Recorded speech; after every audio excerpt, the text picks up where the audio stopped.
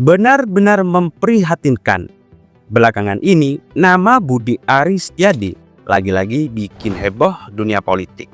Sebab niatnya untuk bergabung ke Partai Gerindra malah di tengah jalan ditolak mentah-mentah oleh banyak kader dari berbagai daerah. Loh, kok bisa? Bukannya menambah seorang figur ataupun tokoh yang dulu pernah menjabat menteri, justru ini akan membuat partai besar. Lalu banyak yang bertanya-tanya, kalau Budi Ari ini ditolak Gerindra, emang kenapa sih nggak gabung ke PSI saja? Bukannya kalau bergabung ke PSI itu lebih cocok? Dan dari sisi hubungan emosional, Budi Ari sama Jokowi sudah tidak diragukan. Atau jika gabung partai politik hanya bikin makan hati dan menguras perasaan, kenapa sih Budi Ari nggak fokus aja di projo? Emang ada apa sampai segitunya mau masuk partai? Tanpa panjang lebar, langsung kita masuk pada pembahasannya.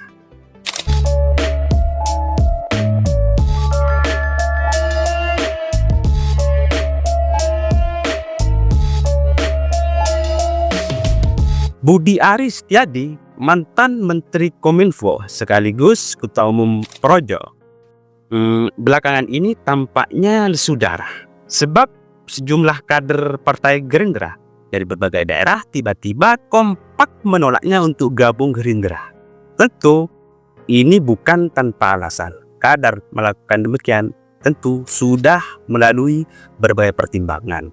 Ya, penolakan ini ternyata bukan sekedar isu politik biasa. Dari Jawa Barat sampai Jawa Timur, bahkan sampai ke Solo dan Garut, suara kader Gerindra itu kompak. Mereka tidak setuju kalau Budi Ari bergabung atau masuk kepada Gerindra. Alasannya macam-macam. Apa saja itu ya, Tretan? Pertama, banyak kader dari berbagai daerah itu menilai bahwa Gerindra sudah punya identitas dan marwah partai. Sebab Partai Gerindra, kata kader ini dibangun dari perjuangan kader yang sudah dibangun sejak lama. Jadi masuknya figur dari luar ini dikhawatirkan bisa mengubah arah perjuangan partai. Ini kata kader Gerindra ya, bukan kata pengurus. Kemudian kader di Bandung secara terang-terangan juga bilang bahwa untuk sementara waktu mereka ingin menjaga ideologi dan marwah Partai Gerindra agar tetap murni tanpa intervensi dari pihak manapun atau dari pihak luar. Kemudian alasan kedua, ada juga yang melihat bahwa langkah Budi Ari ini sebagai manuver politik semata. Sebab masuknya mantan menteri ini bisa saja karena alasan momentum. Ya, kalau momentum berarti kan hanya mut-mutan kan seperti itu ya, Tretan. Artinya semacam mencari tempat baru untuk berlabuh. Ini dilakukan setelah pemerintahan yang sebelumnya ini berganti. Bahasa kasarnya cukup tegas, Gerindra ini partai kader pejuang, bukan tempat mencari suaka politik. Kemudian alasan yang ketiga adalah muncul kekhawatiran, yang mana kekhawatiran ini adalah soal keadilan bagi kader lama.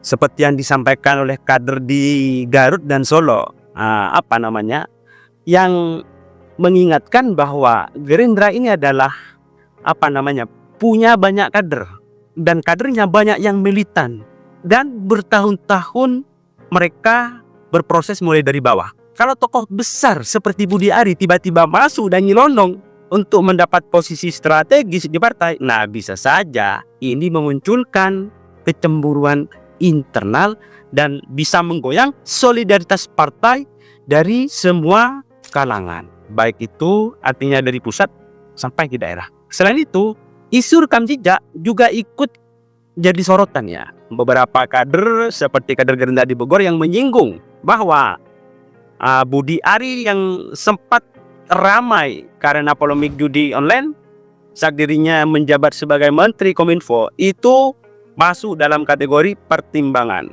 Dari itu Tretan, bagi mereka citra partai yang sudah dibangun bertahun-tahun bisa rusak kalau membawa figur yang masih punya catatan kontroversial. kontroversial seputar hukum. Dan yang terakhir adalah soal mekanisme kaderisasi. Gerindra dikenal punya sistem kaderisasi yang ketat dan berjenjang. Bagi sebagian kader, kalau ada tokoh dari luar yang tiba-tiba masuk, nyelonong, tanpa melalui proses panjang, nah kesannya seperti loncat pagar dong. Nah, seperti itu ya. Yang artinya itu bisa melanggar aturan main sebagaimana ini yang memang sudah ditetapkan di internal partai. Jadi kalau ditarik garis besarnya ya Tretan, penolakan terhadap Budi Ari ini bukan semata karena faktor pribadi, akan tetapi lebih karena keinginan kader daerah untuk menjaga solidaritas, marwah, dan keadilan partai. Ya begitulah mungkin ya Reta.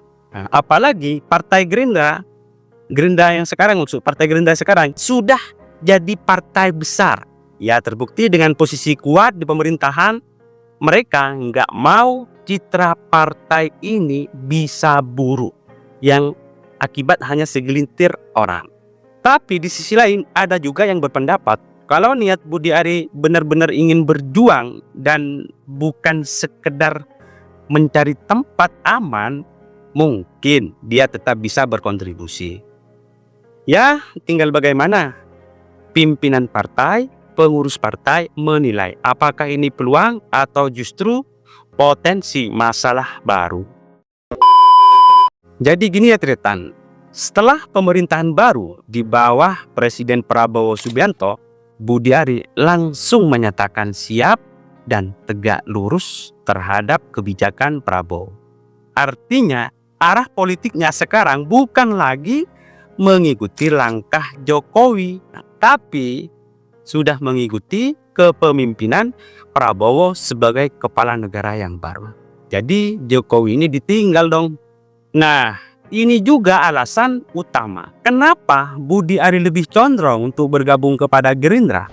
Karena bagi Budi Ari, kalau mau tetap bisa berperan di pemerintahan, ya harus ikut barisan partai utama yang sedang berkuasa. Selain soal loyalitas, faktor lain yang cukup kuat adalah soal realitas politik.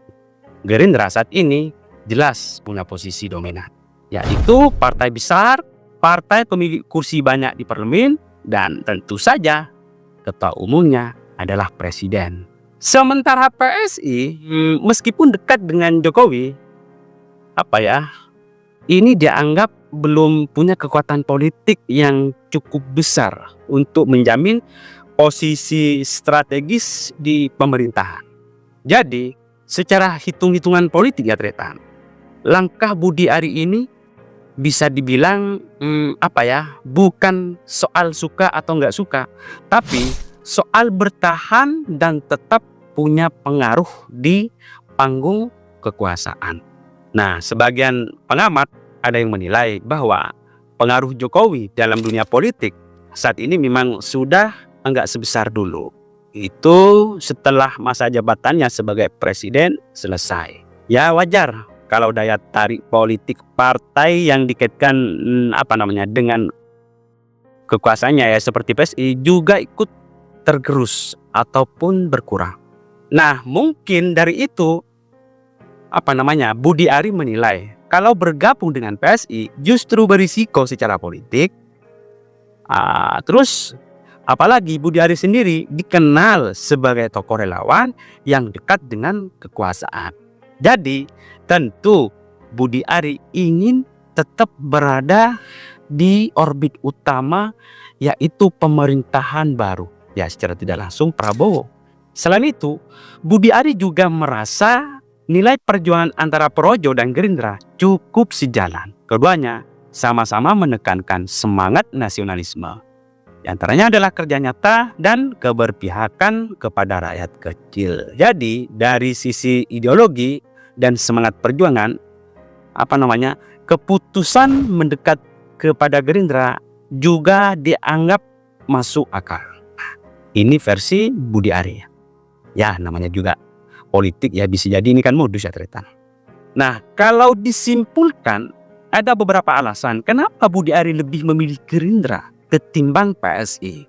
Pertama, ia mengikuti arahan Presiden Prabowo. Kemudian Gerindra lebih kuat secara politik dan struktural. Kemudian pengaruh Jokowi dan PSI kini mulai berkurang. Jadi nggak dilirik, dan nilai-nilai perjuangan Projo dianggap lebih cocok bergabung ke Gerindra daripada PSI. Ya, begitulah kira-kira. Jadi bukan semata soal siapa yang lebih dekat sama Jokowi. Nah, tapi lebih kepada arah strategi dan kelanjutan peran politik di era baru pemerintahan Prabowo ini. Dan seperti biasa ya Tretan, yang namanya juga dunia politik, semua penuh kejutan. Hari ini kawan, besok bisa satu nikah, dan lusa bisa satu partai. Yang penting semuanya tetap demi kepentingan rakyat. Ya, setidaknya begitulah kata Budi Ari. Jadi gini, Budi Ari ini kan sebenarnya bukan orang baru di dalam dunia politik di tanah air. Sebagai Ketua Umum Projo, dia sebenarnya punya peran penting dalam menggerakkan relawan Jokowi sejak awal. Tapi sekarang, setelah kekuasaan bergeser ke Presiden Prabowo Subianto, maka arah politik pun juga ikut berubah. Ya, namanya juga politik. Makanya langkah Budi Ari yang mulai mendekat ke Gerindra itu bisa dibilang bentuk adaptasi politik. Karena kalau tetap hanya mengurus Projo tanpa punya akses ke partai atau ke kekuasaan, maka posisinya bisa makin terbatas. Istilah kasarnya adalah relawan boleh besar, tapi kalau nggak punya kursi di meja politik, suaranya bisa tenggelam alias tidak didengar. Nah, banyak yang bilang, kenapa Budi Ari nggak fokus aja untuk ngurus Projo? Jawabannya adalah karena politik itu dinamis dan kadang ya harus gesit. Kalau enggak, maka semuanya akan ketinggalan. Budi Ari mungkin sadar peran Projo sebagai relawan udah mulai berkurang setelah Jokowi nggak lagi ditampuk kekuasaan. Dari itu, kalau dia tetap di posisi yang lama, bisa aja pengaruhnya di dunia politik makin mengecil. Bahkan ini bisa tenggelam. Selain itu, Budi Ari juga sempat bilang kalau Projo akan bertransformasi jadi organisasi yang lebih terbuka, bukan cuma relawan Jokowi. Artinya, dia memang sedang mencari bentuk baru agar tetap relevan, termasuk lewat jalur partai. Nah, dari itu ya Tretan, kalau dia cuma duduk manis di Projo, ada beberapa risiko yang bisa muncul. Dan ini bisa timbul secara mendadak. Pertama, secara politik, Projo itu bukan partai, jadi nggak punya perwakilan resmi di parlemen. Kalau demikian, nggak bisa mengusulkan dong kebijakan-kebijakan di pemerintah, dan tentu nggak punya kursi kekuasaan. Kedua, kalau kekuasaan sekarang dikuasai partai lain, dalam hal ini adalah Gerindra, maka relawan seperti Projo bisa kehilangan akses politik. Dan yang ketiga adalah diam terlalu lama bisa bikin hilang panggung. Ya, begitulah politik. Dalam politik, kalau nggak tampil dan nggak aktif, bisa-bisa dilupakan. Jadi wajar kalau Budi Ari mencoba mencari posisi baru biar tetap eksis dan punya pengaruh. Masalahnya adalah cara Budi Ari melangkah ini yang justru menuai reaksi. Sebab banyak kader Gerindra di sejumlah daerah yang menolak wacana dirinya untuk bergabung. Alasannya, sebagian besar masih melihat Budi Ari sebagai orang luar yang dulu terlalu identik dengan Jokowi. Jadi, dari sisi internal partai, langkah ini dianggap terlalu cepat, bahkan bisa mengganggu keseimbangan di dalam internal Gerindra itu sendiri. Akibatnya, yang netnya mungkin buat memperluas jaringan dan relasi, jadi suasana politik bisa semakin gaduh. Di sini kalau ditarik kesimpulannya ya Tretan, langkah Budi Ari ini sebenarnya bisa kita mengerti ya. Dia sebenarnya ingin tetap relawan, ingin punya peran strategis dan nggak mau terjebak di posisi relawan saja. Tapi ya seperti biasa, dunia politik itu kan keras. Kadang niat baik bisa disalahartikan dan strategi bisa berbenturan dengan kepentingan orang lain. Artinya, kalau Budi Ari tetap di Projo, maka pengaruhnya bisa memudar. Tapi kalau melangkah ke partai tanpa perhitungan matang, bisa juga malah ditolak serba salah ya ternyata. Ya begitulah politik Indonesia yang kadang lebih ribet dari sinetron prime time. Yang jelas, drama politik ini bikin kita sadar bahwa masuk partai besar itu enggak semudah isi formulir keanggotaan. Ada hal yang lebih penting dari jabatan dan popularitas. Apa itu? Yaitu kepercayaan dari para kader di bawah. Nah sekarang Budi Ari harus merebut hati agar dapat kepercayaan dari sejumlah kader Gerindra di sejumlah daerah.